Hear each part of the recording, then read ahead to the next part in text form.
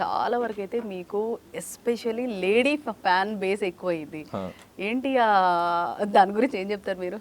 So actually like I'm very grateful, ఎందుకంటే నేను ladies week అని కూడా ఇవ్వడం జరిగింది బిగ్ బాస్ హౌస్లో. నేను మెగా చీఫ్ అయినప్పుడు అంటే లేడీస్ అందరికీ హౌస్ మేట్స్కి హాలిడే ఇచ్చి ఇంట్లో పనులన్నీ అబ్బాయిలు చేయాలి, బయట కూడా మీరు ఫాలో అవ్వండి, మీ వైఫ్స్కి ఇంట్లో రెస్ట్ ఇచ్చి మీరు చేయండి అని చెప్పేసి చిన్న మెసేజ్ పాస్ చేయడం జరిగింది.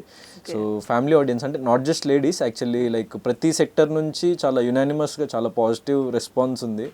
యంగ్స్టర్స్లో కానీ చిన్నపిల్లలు, దెన్ ఫ్యామిలీస్ అండ్ ఎవ్రీవన్, అంటే క్లాస్ మాస్ అని తేడా లేకుండా ప్రతి ఒక్కళ్ళు చాలా మంచిగా ఆదరించారు తెలుగు ప్రేక్షకులు ప్రపంచవ్యాప్తంగా.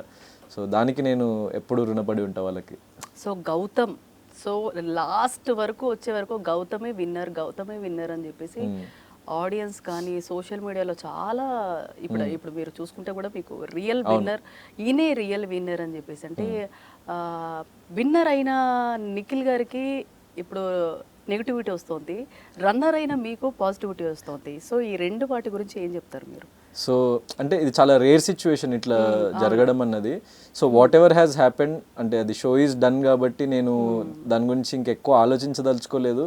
సో నేను మూవ్ ఆన్ అయిపోయిన దాని నుంచి ఆల్రెడీ. కానీ ప్రేక్షకులు నా మీద చూపించిన ప్రేమకు మాత్రం నేను చాలా ఐ వాజ్ బ్లెస్డ్ అండ్ నేను చాలా మూవ్ అయినా. ఎందుకంటే విన్నింగ్ ట్రోఫీ ఎత్తలేదు అంత దూరం వెళ్ళి అన్న చిన్న అసంతృప్తి ఫస్ట్ ఒక ఫ్యూ మినిట్స్ ఉండే, అంటే ఒక 30 minutes అట్లా ఉండే. దాని తర్వాత స్టేజ్ మీద దాని తర్వాత నేను కోలుకున్న దాని నుంచి ఇమీడియట్లీ. దాని తర్వాత నేను నాకు ఓట్ చేసి సపోర్ట్ చేసిన వాళ్ళని ఏమైనా డిసప్పాయింట్ చేసిన అన్న చిన్న ఒక అసంతృప్తి మిగిలి ఉండే. సో నెక్స్ట్ డే మార్నింగ్ వరకు మాకు ఫోన్స్ అలౌ చేయలేదు, ఫినాలే ఎపిసోడ్ టెలికాస్ట్ అయిన మార్నింగ్ వరకు. సో మైట్ బి ఇదే ఇష్యూ రైజ్ అవుతుందని చెప్పేసేమో. సో నెక్స్ట్ డే మార్నింగ్ ఎప్పుడైతే మమ్మల్ని పంపించి అప్పుడు నేను ఫోన్స్ చూసుకొని టీవీలో అదంతా చూస్తుంటే, సో ప్రతి చోట అంటే like your the real winner అని చెప్పేసి చెప్పడం కానీ, the kind of positivity general audience నుంచి, మీడియా నుంచి, లేకుంటే ప్రతి ఒక్క ప్రేక్షకుడి నుంచి రావడం చూసి అసలు నేను చాలా హ్యాపీగా ఫీల్ అయినా. And I'm satisfied. అంటే అప్పుడు గెలిచి నేను ఎప్పుడైనా ఏం నమ్ముతా అంటే రెస్పెక్ట్ లేని గెలుపు కంటే రెస్పెక్ట్ ఉన్న ఓటమి చాలా బెటర్ అని చెప్పేసి నమ్ముతా. సో నాకు ఆ రెస్పెక్ట్ని నాకు ఇచ్చిన ప్రతి ఒక్క ప్రేక్షకుడికి నేను పేరున ధన్యవాదాలు తెలియజేసుకుంటున్నా. సో నేను ఒక సిద్ధాంతాన్ని నమ్మి నేను ఒంటరిగా పోరాడదామని చెప్పేసి నేను పోరాడిన. సో దానికి ఆడియన్స్ నాకు ఇచ్చిన విలువ కానీ, నాకు ఇచ్చిన ప్రేమను కానీ నేను ఎప్పటికీ మర్చిపోలేను. ఓకే, కానీ మీరు అసలు రాయొచ్చు కూడా.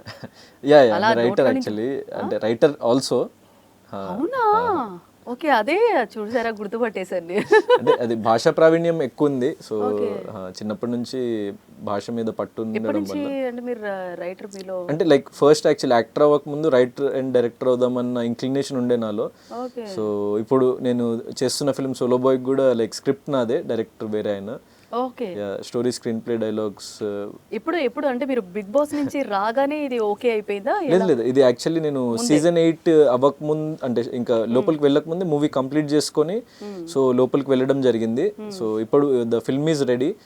సో నేను అంటే నన్ను కప్పెత్తడం చూడలేదని బాధపడ్డ ప్రేక్షకులు కానీ, లేకుంటే నన్ను మిస్ అవుతాను అని అనుకునే ప్రేక్షకులకి డోంట్ వరీ, నేను త్వరలో ఒక సినిమాతో రాబోతున్నా. సో సోలోబోయిన ఫిల్మ్తో the film is ready already. నేను ఇదే వీక్లో ఒక 1 weekలో సాంగ్ కూడా రిలీజ్ చేస్తున్నాము, teaser, trailer and everything is ready. నేను 1 by 1 అన్ని రిలీజ్ చేసుకుంటూ సో తొందరలో 1.5 monthలో సినిమా మీ ముందుకు తీసుకురావడానికి ప్రయత్నిస్తాను. సో ఇప్పుడు ముందు మీరు బిగ్ బాస్లో ఉండే తర్వాత వైల్డ్ కార్డ్ ఎంట్రీ అప్పుడు ఇంకా అద్దరగొట్టారు ఆట. సో ఏంటి అప్పుడు ఏమన్నా బాగా బలంగా వెళ్ళారా మొత్తం ఐడియా చేసుకొని? అంటే ఇప్పటికి డిఫరెన్స్ ఉంది. సెకండ్ టైం వెళ్ళినప్పుడు మీరు ఎరగదీశారు బాగా. సో ఏంటంటే లైక్ ఫస్ట్ టైం అంటే నా మెచ్యూరిటీ లెవెల్స్ కానీ, అంటే ఏజ్ ప్రభావం కానీ, నేను చూసిన ప్రపంచం, నేను అప్పుడు ఇండస్ట్రీకి చాలా కొత్త అండ్ బిగ్ బాస్ అనే షోకి చాలా కొత్త. సో నన్ను నేను ఇంకా ఎక్స్ప్లోర్ చేసుకోలేకపోయినా ఆ particular point of time. So time teachers us everything. So నాకు ఈ లాస్ట్ 1 year నేను సీజన్ 7 నుంచి వెళ్ళొచ్చిన తర్వాత నాకు ఒక సెట్ ఆఫ్ ఆడియన్స్కి నేను తెలిసిన, అంటే తెలుగు రాష్ట్ర ప్రజలందరికీ చాలామందికి తెలిసిన బిగ్ బాస్ చూసే వాళ్ళకి. సో సీజన్ 7 కూడా చాలా పెద్ద బ్లాక్ బస్టర్. నేను 13 weeks దాంట్లో జర్నీ చేసి సో చాలామందికి ఫెమిలియర్ అయిన ఒక ఫ్రెష్ ఫేస్గా వెళ్ళి కూడా. సో అప్పుడు చేసిన పొరపాట్లు అంటే out of innocence, out of lack of little maturity, so చిన్న చిన్న మిస్టేక్స్ చేయడం జరిగింది. సో అవన్నీ నేను రెక్టిఫై చేసుకొని లైఫ్లో నేను ముందుకు సాగుతున్న తరుణంలో నా ఫిలిం ఒకటి కంప్లీట్ చేసుకున్నా. సో ఆ పాయింట్ ఆఫ్ టైంలో నేను ఎప్పుడు ఎక్స్పెక్ట్ చేయలేదు ఇట్లా సీజన్ 7 అయిపోగానే సీజన్ 8కి కూడా నేను వెళ్ళాల్సి ఎలా వస్తుంది. వచ్చింది కాల్ అంటే సో సీజన్ 8 స్టార్ట్ అయిన ఫ్యూ డేస్కి actually first 5 weeks was very down. మీకు తెలిసినట్టు సీజన్ 8 రైజ్ అవ్వట్లేదు. సో వాళ్ళు ఏమనుకున్నారంటే టీం వాళ్ళు ఆల్రెడీ ఉన్న ఎక్స్ కంటెస్టెంట్స్ ఆల్రెడీ కొంచెం వైరల్ అయిన కంటెస్టెంట్స్ లాస్ట్ సీజన్స్ నుంచి పిలుద్దాము ఒక్కొక్క సెక్టర్ నుంచి అని చెప్పేసి సో పిలవడం జరిగింది. ఎంటర్టైన్మెంట్ అనే సెక్టర్లో అవినాష్ని, రోహిణిని, తేజాని, దెన్ కొంచెం రెబెలియస్గా ఫైట్ చేసి సో కొంచెం లేడీ గెటప్ భలే ఉందండి. సో ఆ రోజు వేయాలి తప్పలేదు. That's the first time for me. ఎలా ఉంది అంటే ఎక్స్పీరియన్స్ ఎలా ఉంది? ఇప్పుడు అందరూ కూడా లేడీస్ గెటప్ వేసిన వాళ్ళే. సో నాకు చాలా మంచి ఎక్స్పీరియన్స్. నాకు తెలుసు బయట అందరినీ ట్రాల్ చేయబోతున్నారు అని తెలుసు, కానీ so as an artist I have to do that అని చెప్పేసి నాకు అనిపించింది. ఎందుకంటే బిగ్ బాస్ మాకు ఇచ్చిన టాస్క్ అది. So and at the same time మేము ఆడవాళ్ళకు కూడా చిన్న ట్రిబ్యూట్ ఇస్తున్నట్టు ఉంటుంది. నేను చెప్పినట్టు లేడీస్ వీక్ అవును, చాలా చాలా చాలా చాలా కష్టం. అంటే అసలు not at all easy, extremely hard. అంటే అసలు నడవడానికి అవ్వట్లేదు ఆ శారీలో కానీ. ఇంకా నాది యాక్చువల్ నా బిల్ట్ నా బాడీకి సో మొత్తం అసలు ఇంత బ్రాడ్గా నడుస్తుంటే మ్యాన్లీనెస్ కనిపిస్తుంది, కానీ ఆ ఫెమినిటీ రావట్లేదు ఎంత ట్రై చేసినా. సో అది చాలా ట్రై చేసినా కానీ అది అవ్వలేదు. But to an extent I did it. So ఏంటి దెబ్బ తగిలిందా బిగ్ బాస్ లో? బిగ్ బాస్ లో తగిలిన దెబ్బలు చాలా పెయిన్ ఉంటుంది.